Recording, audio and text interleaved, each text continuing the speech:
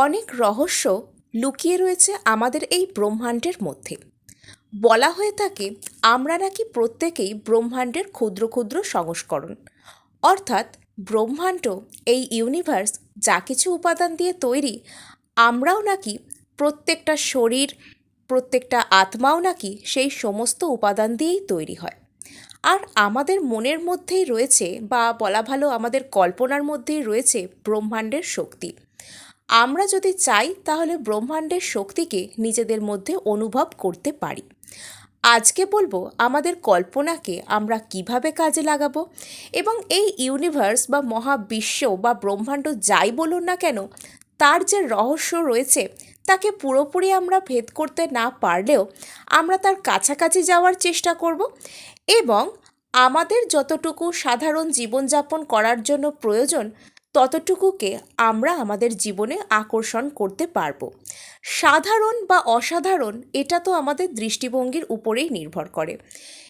আমি এখানে কারোরই জীবনযাপনকে ছোট করতে চাইছি না, অথবা কারোর কোনো স্বপ্ন থাকলে সেটাকেও আমি ভুল বলছি না। আপনার কাছে আপনার স্বপ্ন তখনই সাধারণ হবে, তখনই এটাই আপনার জীবনের জন্য স্বাভাবিক বলে মনে হবে যখন আপনি নিজেকে পুরোপুরি সেটার জন্য যোগ্য বলে মনে করবেন। অর্থাৎ আপনি এটা ডিজার্ভ করেন, তাই ইউনিভার্স আজকে এটা আপনাকে দিতে চলেছে। আশা করি বোঝাতে পারলাম। তো আমাদের যে কল্পনা, এই কল্পনা তো শুধু করলেই হলো না।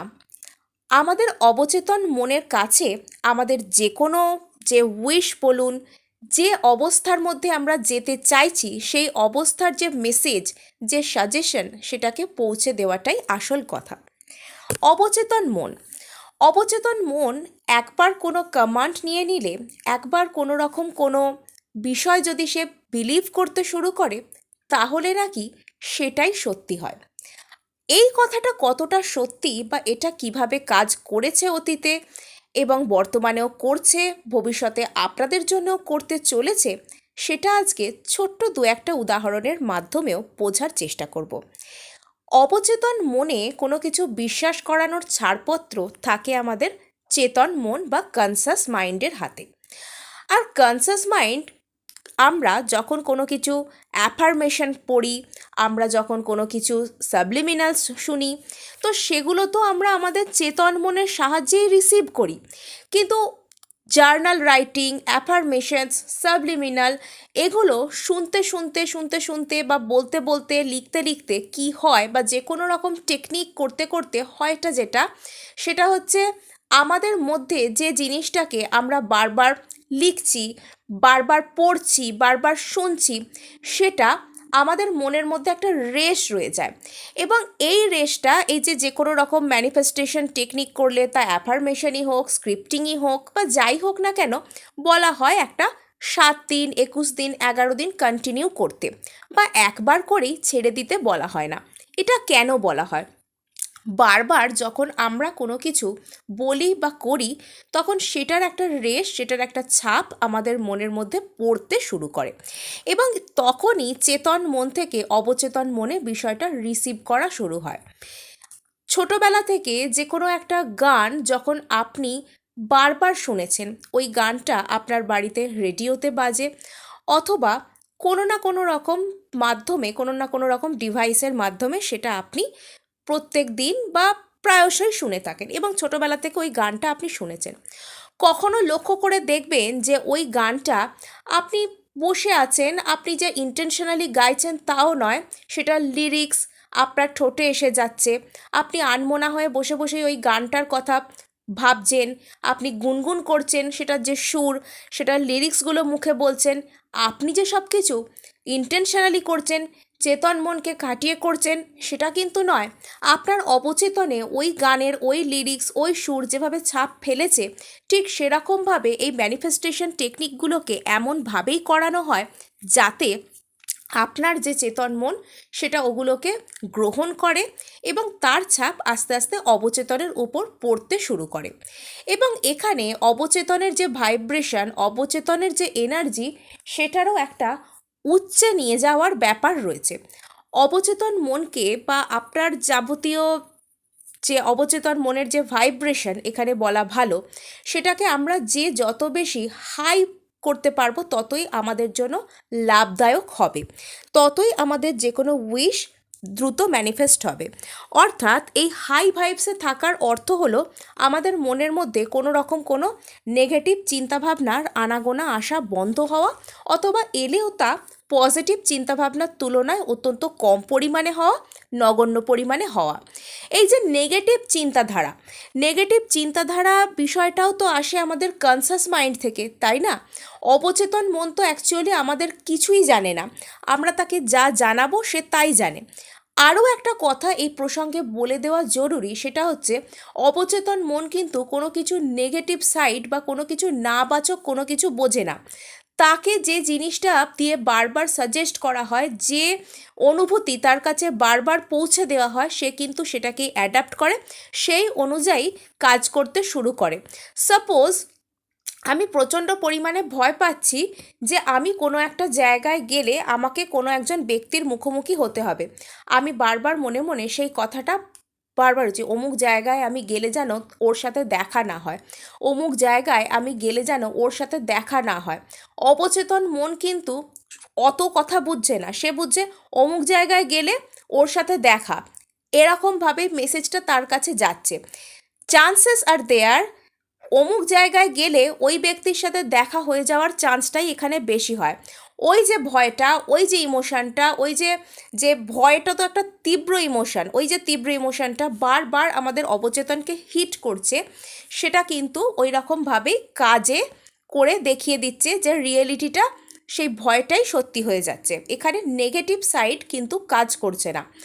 অর্থাৎ আমরা যতটা বেশি নিজেদের প্রতি পজিটিভ এনার্জিকে আকর্ষণ করতে পারবো, আমরা যত বেশি দুশ্চিন্তাহীন থাকবো, আমরা যত বেশি ওভার থিঙ্কিংকে ত্যাগ করতে পারবো, তত বেশি কি হবে, আমাদের অবচেতন মনের যে ভাইব্রেশন সেটা হাই হবে।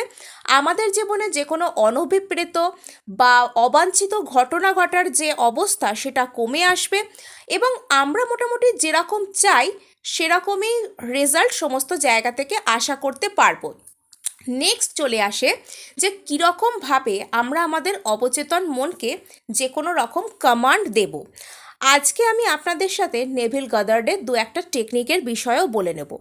যারা এই অবচেতন মন বা সাবকনসিয়াস মাইন্ডকে কোনোভাবেই রিপ্রোগ্রাম করতে পারছেন না, বা কিভাবে অবচেতন মনকে কাজে লাগিয়ে কোনো উইশ ফুলফিল করতে হয়, বা কিভাবে চেতন মন থেকে কোনো সাজেশন অবচেতনকে দিতে হবে সেটা বুঝতে পারছেন না, তাদের জন্য আমি দু একটা ছোট্ট ছোট্ট টেকনিক বলে দিচ্ছি। এই টেকনিকগুলো আমি আলাদা আলাদাভাবে এর আগেও ভিডিওস বানিয়েছি, আপনারা চাইলে দেখে নেবেন। এগুলো হচ্ছে ল্যাডার টেকনিক, আমি বলে দেবো কীভাবে ইউজ করবেন, পারলে ভিডিওটা ডিটেলে দেখে নেবেন। আমার চ্যানেলে রয়েছে is not it wonderful technique রয়েছে, স্যাটস টেকনিক রয়েছে। এই টেকনিকগুলো আপনার অবচেতনকে রিপ্রোগ্রাম করতে, বিশেষ করে যদি আপনি বিগিনার হন এই প্রসেসের সাথে, law of attraction, manifestation, subconscious mind reprogramming, এই সমস্ত বিষয়গুলির সাথে যদি আপনি বিগিনার হয়ে থাকেন, তাহলে এই বিষয়গুলো আপনাকে ম্যাজিকের মতো হেল্প করতে চলেছে। বিশেষ করে ল্যাডার টেকনিক কি, মই দিয়ে আবার কি টেকনিক হবে অবচেতন মনের? হ্যাঁ, একটা মই আঁকবেন, যেমন তেমন করে একটা মই আঁকবেন, কেমন, এবং গুনে গুনে মইটার 22টা পো বা 22টা সিঁড়ি আঁকবেন, 22টা স্টেপ আঁকবেন আর কি মইটার মধ্যে। এবং মইটা আপনি তার তলায় লিখে রাখবেন I will not climb the ladder. মইটা একটা আঁকলেন একটা ছোট্ট পেপারে, আর তার তলায় লিখে দিলেন I will not climb the ladder. মইটাকে আপনি বারবার সারাদিনে যখনই দেখবেন যে বলবেন I will not climb the ladder, মাঝে মধ্যেই আপনার সাথে রেখে দিন পেপারটা, মাঝে মধ্যেই ওটাকে পকেট থেকে বের করবেন আর দেখে বলবেন I will not climb the ladder, I will not climb the ladder, যতবার পারবেন সারাদিনে। রাত্রে শোয়ার আগে একটা ম্যাজিক করতে হবে আপনাদেরকে। এটা কীরকম, রাত্রে শোয়ার সময় আর ওই মইয়ের লেখা কাগজটার আর দরকার নেই, মই আঁকা কাগজটির আর দরকার নেই এই মুহূর্তে। মনে মনে কল্পনা করবেন আপনি কোনো একটা মই বেয়ে উঠছেন, এবং 1 2 3 4 এরকমভাবে আপনি 22টা ধাপ উঠেছেন এবং আবার নেমে আসছেন, সেরকমভাবে আপনি গুনে গুনে কল্পনা করবেন। এই টেকনিকটা করার পর একটা মজার কথা বলে রাখা ভালো যে যদি আপনার কোনো রকম কোনো ঘুমের সমস্যা হয়, ঘুমের ব্যাঘাত ঘটে থাকে, ঘুম ভালো হয় না, এরকম প্রবলেম থাকে, তাহলে সেই জিনিসটা পুরোপুরি কেটে যাবে। ঘুম দারুণ হতে চলেছে টেকনিকটা যারা করবেন তাদের সাথে। এবং 2-4 দিন এই টেকনিকটা করার পর আপনারা চারপাশে প্রচুর মই দেখতে পাবেন। এবং মই আপনারা যে কোনো রাস্তায় বেরিয়েছেন, কোনো ইলেকট্রিকের গাড়িতে করে যাচ্ছে বা কোনো রকমভাবে কেউ সেটা নিয়ে কোনো কাজ করছে, এরকম সিচুয়েশন আপনাদের সামনে আসবে। অর্থাৎ এটা থেকে প্রমাণ হয়ে যায় যে আমরা সারাদিনে যা কিছু বলি, ভাবি, করি না কেন, রাত্রে শোয়ার আগে আমরা যা কিছু করি সেটার প্রভাব আমাদের অবচেতন মন পুরোপুরিভাবে গ্রহণ করে। কতদিন করবেন এই টেকনিক? করবেন 7 দিন। এবং এটা শুধুমাত্র আপনাদেরকে বলা হচ্ছে, আপনারা যারা একদম শুরুতে অবচেতন মনকে কিভাবে কোনো কমান্ড দেবেন সেই বিষয়টি বোঝানোর জন্য এটা প্র্যাকটিস করানো হচ্ছে। নেক্সট আসে is not it wonderful technique. এই টেকনিকটার পেছনে একটা খুব সুন্দর গল্প আছে। একজন বয়স্ক মহিলা কিভাবে জীবনের দ্বারপ্রান্তে এসে পৌঁছে এই ইজ নট ইট ওয়ান্ডারফুল অ্যাফার্মেশনের মাধ্যমে নিজের জীবনে প্রায় সব কিছু পেয়েছিলেন। তার যে প্রয়োজন মিটিয়েছিল তো বটেই, সেই তিনি যা কিছু চেয়েছিলেন, যা কিছু পেয়েছিলেন, শুধু তাই নয়, এবং তিনি তার শেষ জীবনটুকু যথেষ্টই সচ্ছলতার মধ্যে কাটাতে সক্ষম হয়েছিলেন। এই টেকনিকটার উপর আমার ভিডিও ডিটেলে রয়েছে। প্রাথমিকভাবে আমি আপনাদেরকে বলে রাখি, ইজ নট ইট ওয়ান্ডারফুল এটা কি বিস্ময়কর নয়? আপনারা যা কিছু চাইছেন আপনাদের সাথে হোক, সেই জন্য আপনারা যেটা করবেন সেটা ওটার সাথে যোগ করবেন। সাপোজ আপনি কোনো ভালো জব ম্যানিফেস্ট করছেন, আপনি বলবেন আমি অমুক জবটা পেয়ে গেছি, ইজ নট ইট ওয়ান্ডারফুল? আমার জীবনে ওই জবটা আছে, ইজ নট ইট ওয়ান্ডারফুল? আমি পুরোপুরিভাবে ওই জবটা পাওয়ার যোগ্য, ইজ নট ইট ওয়ান্ডারফুল? আস্তে আস্তে ওই জিনিসটা আমার জীবনে চলে আসছে, ইজ নট ইট ওয়ান্ডারফুল? প্রত্যেক দিন রাত্রে অন্তত শুতে যাওয়ার আগে ইজ নট ইট ওয়ান্ডারফুল যা কিছু আপনি চান সেই ইন্টেনশনের সাথে বা সেই কথাটাকে প্রেজেন্ট টেন্সে ইউজ করে আপনারা ব্যবহার করতে পারেন।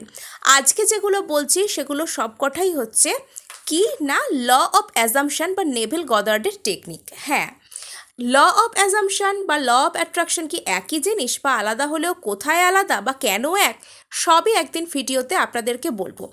নেক্সট আর একটা টেকনিক আপনারা করতে পারেন, সেটা হচ্ছে স্যাডস টেকনিক বা স্টেট অ্যাকিন টু স্লিপ যেটাকে বলা হয়। অর্থাৎ মানুষ আধো ঘুমে আধো জাগরণে যা কিছু ভাবে তা কিছু নাকি পুরোপুরি সত্যি হয়। অর্থাৎ আপনি রাত্রে ঘুমাতে যাওয়ার আগে যা কিছু ভাববেন, সকালবেলা ঘুম থেকে ওঠার পর বিছানা তখন ছাড়েননি, চোখে আলতো আলতো ঘুম ভাব রয়েছে, সেই সময় যা কিছু ভাববেন সেগুলো নাকি সত্যি হয়। সেই সময় আমাদের যা কিছু মনে পড়ে, মনের অবস্থা যেরকম হয় সেগুলো নাকি আমাদের সাথে হয়ে থাকে। স্যাডস টেকনিকের মাধ্যমে এটাই বোঝানো হয়েছে। এই সমস্ত ভিডিওই আমার চ্যানেলে রয়েছে, আপনারা একটু কষ্ট করে দেখে নিতে পারেন, বা যদি আপনারা চান তাহলে আমি এর পরে আরও সুন্দর করে ডিটেলে আপনাদের সাথে এগুলো আলোচনা করব। আজকে এটুকুই, দেখা হচ্ছে নেক্সট ভিডিওতে। ধন্যবাদ।